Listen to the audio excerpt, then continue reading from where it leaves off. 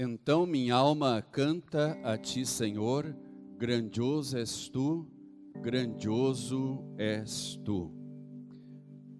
Belíssimo hino este, hino que nos prepara e nos preparou para essa reflexão, justamente quando nós temos a oportunidade de meditar sobre as obras do nosso Deus. No versículo 37, nós temos aqui o selo de qualidade colocada sobre a obra do Senhor nosso Deus. Diz ali, maravilhavam-se sobremaneira, dizendo, tudo lhe tem feito esplendidamente bem. Não somente faz ouvir os surdos, como falar os mudos. Que Deus abençoe o meditar dessa palavra em nossos corações. Querida igreja, querido povo de Deus, amados visitantes, que a paz de Cristo esteja com todos. Eu imagino que todos fizeram o que eu fiz hoje pela manhã. E o que eu fiz hoje quando acordei? Primeira coisa, eu olhei para o céu e disse, obrigado, meu Deus, por acordar. Obrigado, meu Deus, por enxergar. Obrigado, meu Deus, por ouvir, por falar, por respirar, por cheirar. É muito bom, e às vezes a gente não dá a importância de vida, mas é muito bom a gente poder reconhecer que as obras do Senhor são perfeitas, de que Jesus faz tudo muito bem feito. Como diz o texto, Ele tudo tem feito esplendidamente bem, não somente faz ouvir os surdos, como falar os mudos. Digamos assim, esses presentes que é poder ver, ouvir, enxergar, cheirar, sentir o gosto, enfim, tudo fazendo parte da maravilhosa obra de Deus. Eu me flagrei um pouco refletindo sobre a questão da pessoa surda muda, ou aqui no nosso texto falando da pessoa surda gaga. E aí então fiquei imaginando como é que é viver assim. Como é que é viver sem uma comunicação plena? Porque essa é a situação de uma pessoa surda, e sendo surda isso afeta também a sua fala. Imagine você não poder ouvir o canto dos pássaros pela manhã, você não poder ouvir o consolo, você não poder ouvir uma palavra de consolo, você não poder ouvir o grito de alegria de uma criança, você não poder perceber e ouvir a beleza de uma música que está tocando, você não poder ouvir o lamento de alguém, a tristeza de alguém, que gostaria de compartilhar com você o que ela está sentindo e você não poder ouvi-la, e consequentemente por você não poder ouvir, você também não poder responder, você não saber como responder, você não saber dizer um simples bom dia, você não poder dar um consolo ao amigo, você não poder gritar de alegria, você não poder cantar, você não poder lamentar, você não poder pedir um auxílio. E a maioria de nós tem todos esses privilégios. Nós ouvimos, enxergamos, sentimos o gosto, falamos e por aí vai. O surdo mudo é, sem dúvida alguma, é a pessoa mais isolada do mundo, porque a sua comunicação é extremamente limitada. Ela não pode ouvir os outros e ela não se pode fazer ouvir pelos outros. Aí nós lemos um texto falando de uma pessoa nessa situação, que é o evangelho de hoje. E aí então o surdo mudo tem uma oportunidade de ter essa situação revertida. Mas como as pessoas convenceriam esse surdo mudo a procurar Jesus? Então o que as pessoas fazem? Elas não tentam convencer e dizer, olha, com argumentos no caso, olha, tem uma pessoa aqui chamada Jesus, essa pessoa faz grandes sinais. Não, o que as pessoas amigas desse surdo mudo fazem é pegar este amigo e levar essa pessoa, levar este amigo até onde está a cura. E foi o que os amigos de um surdo mudo fizeram. Levaram-no até onde estava Jesus, porque eles sabiam que Jesus faz tudo esplendidamente bem, que Jesus faz tudo bem feito. Aí, claro, o surdo mudo tinha aquela necessidade, mas ele não tinha como falar, como expressar. Aí os seus amigos fizeram essa parte, intercederam por ele junto a Jesus. Não é para isso que servem os amigos? Quebrar o galho. Não é isso que nós como igreja fazemos quando nós passamos por necessidade? O nosso irmão, a nossa irmã quebra o nosso galho. E os amigos desse surdo mudo, o surdo gago, quebraram o galho dele. Levaram-no até Jesus e expuseram a situação. Bom, e agora? Como é que Jesus ia revelar para o surdo gago que ele ia quebrar o galho dele? E aí então Jesus ele começa a fazer uso de uma linguagem não verbal, visto que a linguagem verbal junto a este surdo e gago, o surdo mudo, não seria eficiente. E aí o que Jesus faz? Ele faz uns negócios meio estranhos. Ele põe os dedos nos ouvidos do surdo mudo. Até aí tudo bem. E em seguida ele cospe. E ele coloca um pouco de saliva na língua do homem. Até quem sabe esse gesto de Jesus foi o estupim para algumas igrejas darem um nome para elas, né? Já ouviram falar da igreja evangélica Cuspe de Jesus? Tem. E aqui nós temos, quem sabe, a origem deste nome.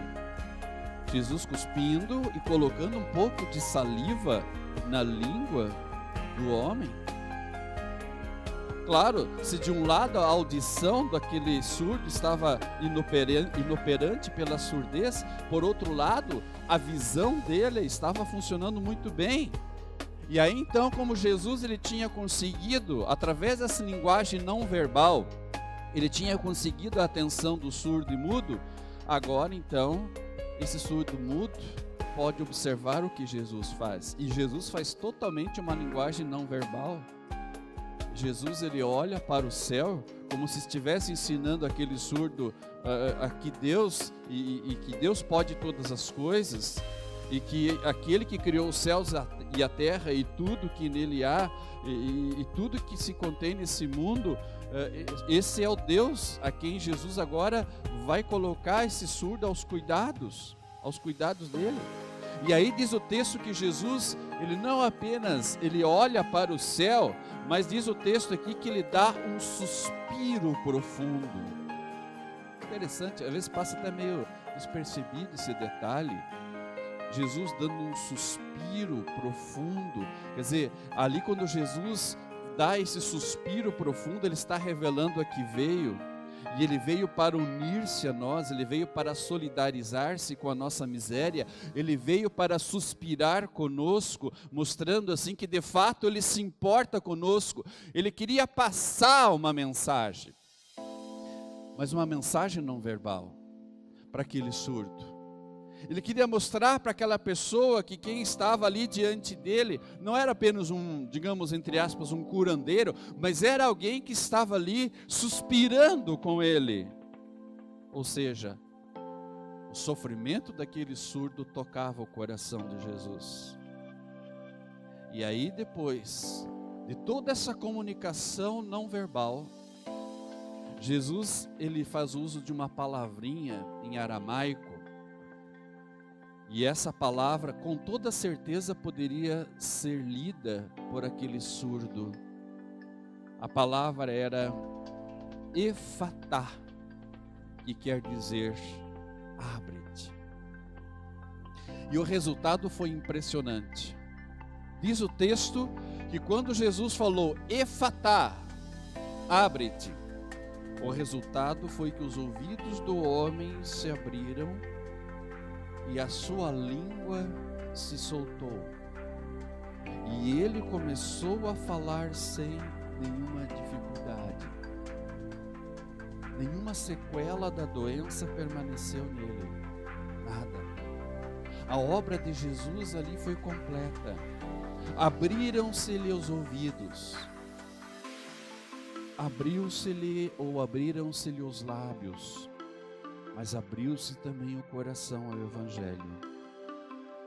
E isso arrancou dos que assistiam à cena a famosa frase: tudo lhe tem feito esplendidamente bem.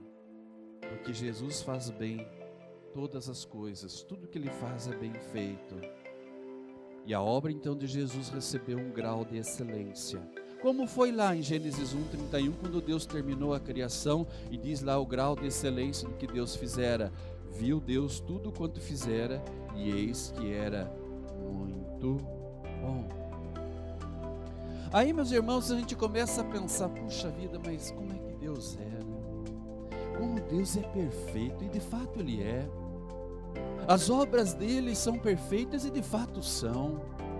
Tudo Ele faz esplendidamente bem. A obra dele é completa, Ele é santo. Mas se esse Deus, se Ele é tão perfeito, se Ele é tão santo, se Ele é tão todo-poderoso, tão perfeito, como é que Ele se comunica conosco? Vocês lembram na semana passada que eu disse sobre o nosso coração? E muitos estranharam a imagem que eu coloquei aqui, a imagem de um coração. E aquele coração tinha uma forma de serpente. E eu disse para vocês, a palavra de Deus disse para vocês que o coração do ser humano é ruim, ele é venenoso, ele tem dentro dele escondido muitas coisas podres. Aí eu fiquei pensando, mas se eu tenho um Deus tão perfeito e santo, que faz tudo esplendidamente bem, como é que Ele se comunica com a gente? Pois a palavra de Deus diz que nós, espiritualmente falando, nós somos cegos. 1 Coríntios 2,14 fala isso. 1 Coríntios 2,14 diz assim, que o homem natural não compreende.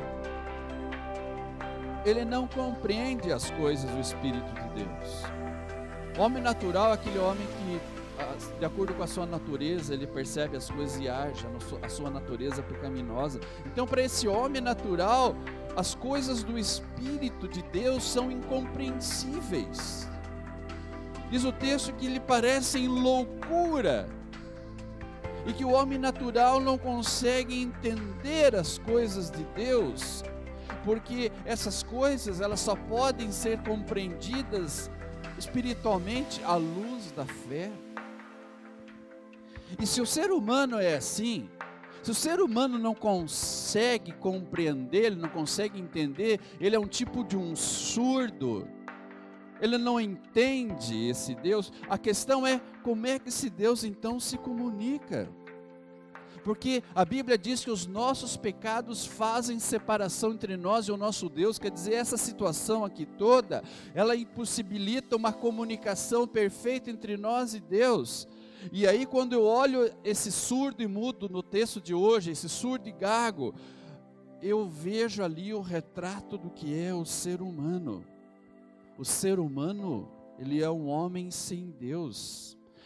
É alguém que só ouve a si mesmo e só fala consigo mesmo. O homem sem Deus é o homem surdo, gago, surdo, mudo, que vive no seu mundo, ele vive só para si, ele não tem ouvidos para os outros, ele não ouve os outros, ele não tem o que dizer aos outros, porque não há comunicação entre ele e Deus. E aí o produto, a consequência do mundo desse surdo mudo está aí hoje refletido nos muitos e muitos matrimônios despedaçados. Por que os matrimônios estão se deteriorando? Por que os lares hoje estão em pé de guerra? Por que o nosso país hoje está em pé de guerra? Por que hoje nós alcançamos esse nível tão baixo nas campanhas eleitorais? Por que há tanto ódio hoje e essa polaridade entre as pessoas, até politicamente falando? O que está acontecendo? Por que o ódio está tão forte, impregnado no coração das pessoas nos dias de hoje? Matando por nada? Porque isso reflete o que a pessoa realmente é, espiritualmente falando. Ela está surda. As pessoas estão surdas em relação ao que Deus espera delas. As pessoas não estão assimilando a vontade de Deus. E a consequência disso é um inferno. Se nós podemos de repente ter uma noção do que é o inferno, esse que a Bíblia diz que aguarda aqueles que não creem em Cristo como Salvador, é só olhar para o mundo de hoje e nós vamos ter uma noção do que é o inferno. Mas o inferno que fala a Bíblia é muito pior do que isso que está aqui hoje, nos dias atuais. As pessoas, infelizmente, elas desaprenderam a ouvir umas às outras. Primeiro elas agem pelo instinto, agem pelo seu coração, agem de acordo com o sentimento do momento. E depois que agiram, vão, quem sabe, refletir no que fizeram. As pessoas estão surdas. Elas ouvem apenas os seus próprios desejos. Elas ouvem apenas a si próprias. E esse inferno em que nós estamos inseridos hoje, é o retrato das pessoas surdas, pessoas que não ouvem os doces conselhos de Deus. E uma pessoa sem Deus é uma pessoa sem salvação, é uma pessoa sem esperança, uma pessoa que não percebe que as chamas do inferno se aproximam dela. Não percebe o perigo que está correndo. E aí só um milagre pode reverter este quadro. Um amigo meu, ele costuma empregar o seguinte exemplo. Presta atenção. À beira de um riacho, existe um ninho de formigas. E no mesmo lado do riacho, a muitos quilômetros de distância, irrompeu um grande incêndio florestal. E este incêndio vem avançando. E vem avançando com rapidez, com força. E as formigas precisam ser salvas. Mas como é possível salvar estas formigas? Elas não entendem a minha língua. Não tem como eu chegar e falar: formigas, ei, vocês aí, um incêndio está chegando. Elas não conseguem entender a minha fala. Elas não entendem a minha língua. E daí eu faço assim para elas: formigas. Elas não vão entender os meus sinais. Aí eu vou pegar um tronco, pego um tronco de árvore e eu coloco sobre o riacho e falo para elas. Elas não entendem o que estou falando. Como é que eu vou salvar essas formigas? Só há uma possibilidade. Eu só poderia salvar essas formigas se eu me transformasse numa formiga. E se eu fosse viver lá no formigueiro, e se eu explicasse na língua das formigas o que estava por acontecer. Isto é, teria que ocorrer um milagre. Porque somente um milagre poderia criar a comunicação entre mim e as formigas. E esse milagre de fato aconteceu. Este milagre chama-se Jesus. E aí quando eu olho para Jesus, e que Ele faz tudo esplendidamente bem, eu me lembro que Jesus fez exatamente isso. Ele desce da glória do Pai, e Ele vem aqui viver como a gente.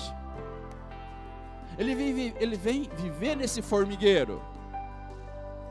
E Ele vem aqui para dizer para nós, olha, um fogo do inferno está próximo de vocês.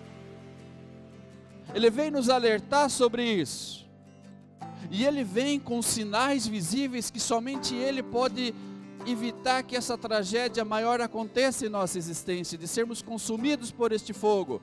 Ele vem para restabelecer uma comunicação entre Deus e nós, comunicação esta rompida pelo pecado. E esse Jesus vem e nos mostra, não só em palavras, mas Ele nos mostra em ações, que existe uma única chance para nós de sermos e estarmos libertos das chamas que se aproximam daquelas pessoas que não entendem os seus sinais, que não ouvem a sua palavra, que estão espiritualmente surdas. Ele vem pessoalmente, Ele vive como a gente, Ele suspira com a gente, Ele sofre com a gente, Ele ora pela gente, Ele ora com a gente, para nos dizer, de uma forma não verbal, que nós somos importantes para Ele, e que o milagre aconteceu. Ele está aqui entre nós, e Ele é a única ponte que pode nos levar para o outro lado do riacho, livres do perigo das chamas que se aproximam de nós. Essa é a linguagem que Jesus usa, a linguagem não verbal. E aí então, diante disso, um milagre em nossa vida aconteceu. Efatá, ou seja, um dia abriram-se os nossos ouvidos, abriu-se o nosso coração. Inclusive essa palavra aramaica, ela era usada nas liturgias batismais da igreja, a fim de enfatizar o poder do Espírito para abrir os ouvidos ao Evangelho. E se os ouvidos de vocês hoje estão aqui, abertos ao Evangelho, se a boca de vocês não consegue mais parar de falar daquilo que vocês têm visto e ouvido, se vocês não conseguem mais parar de cantar e engrandecer o teu Deus, o vosso Deus, por aquilo que Ele é, por aquilo que Ele faz, é porque o maior milagre já aconteceu em vossas vidas. Vocês não precisam esperar milagres maiores. O maior milagre já aconteceu. E o maior milagre foi Deus, no dia do nosso batismo, ter nos dado o privilégio de abrir os nossos ouvidos. Efatá, abre-te. Naquele dia, a palavra de Deus recebeu acolhida em nossos corações. Os nossos ouvidos foram abertos. Nós entendemos e compreendemos o perigo que nós corremos. Nós entendemos e compreendemos a proximidade do incêndio. Nós compreendemos a gravidade do pecado. Nós, através do efatá que nos foi dito no dia do nosso batismo, abre-te, nós passamos a entender que Jesus está fazendo um convite para nós passarmos por cima do tronco deitado sobre o riacho. E esse tronco deitado sobre o riacho é a cruz de Cristo. E nós entendemos que esse é o único jeito, é o único caminho de nós não sermos consumidos pelas chamas do inferno. Jesus abriu os nossos ouvidos. Agora nós aceitamos a sua bondade, entendemos a sua graça, percebemos que de fato Nós outrora estávamos perdidos, tomados de egoísmo, que ouvíamos apenas a nós mesmos e falávamos apenas conosco mesmos, que realmente o que era importante para nós éramos apenas nós, que a vida de verdade é muito mais do que isso, que a vida de verdade, a vida verdadeira é confiar naquele que cura, é confiar naquele que conduz por cima do tronco para longe do incêndio. E os ouvidos assim se importam agora com aqueles que permanecem na surdez e cegueira espiritual. Sim, saber que tem pessoas que continuam espiritualmente surdas nos incomodam, e tem que nos incomodar, porque essas pessoas, elas precisam também ser levadas para Jesus, como aquele surdo gago foi levado por Jesus pelos seus amigos. E tem muitas pessoas à nossa volta que estão surdas, que não perceberam que o incêndio está perto delas, que o fogo está perto delas. Não entende que elas estão correndo perigo e que só Jesus pode curá-las da sua miséria, curá-las de sua surdez, e que somente Jesus pode dizer para elas: Efatá, que quer dizer abre-te. Olhemos para o nosso tema. Ele faz tudo bem feito, Ele faz tudo esplendidamente bem. Não apenas Ele faz os surdos ouvirem, mas também diz o nosso texto, Ele faz os mudos falarem. Ele fez isso em nós já, e nós queremos permanecer com esses ouvidos abertos. Nós queremos que a nossa língua continue falando desembaraçadamente que Jesus Cristo é o Senhor e Salvador, e que Ele faz todas as coisas esplendidamente bem. Que Deus nos conceda essa graça, em nome de Jesus.